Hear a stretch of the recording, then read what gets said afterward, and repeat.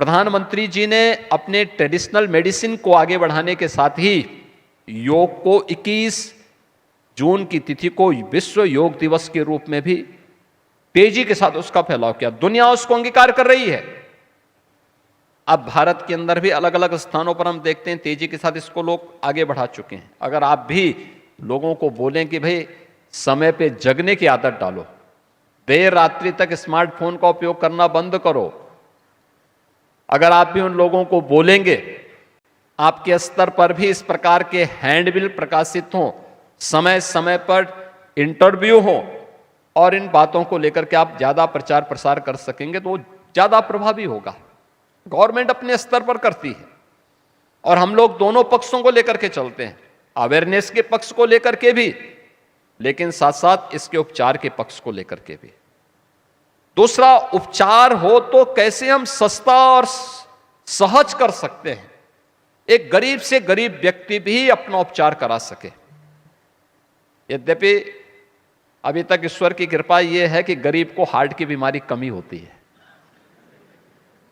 क्योंकि उसकी मेहनत और उसका परिश्रम उसको करता है। दूसरा यह है कि अगर किसी को हो ही गया तो उसके लिए आयुष्मान भारत की सुविधा आज के दिन पे है कि वो अपना बाईपास सर्जरी भी करा सकता है, एंजियोग्राफी भी करा सकता है, एंजियोप्लास्टी भी करा सकता है।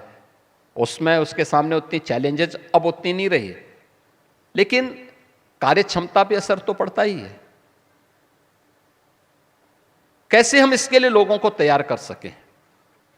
दूसरा, जब पेशेंट की स्क्रीनिंग होगी और क्वालिटी आएगी तो आप क्वालिटी दे भी पाएंगे, उसको देने में आपके लिए और सरल हो सकता है।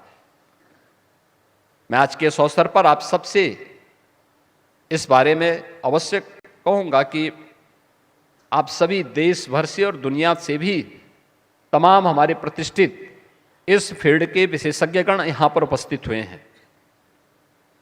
हम इन दोनों पक्षों पर विचार करें और दोनों पक्षों को लेकर के अगर हम चलेंगे तो अवश्य परिणाम आएगा।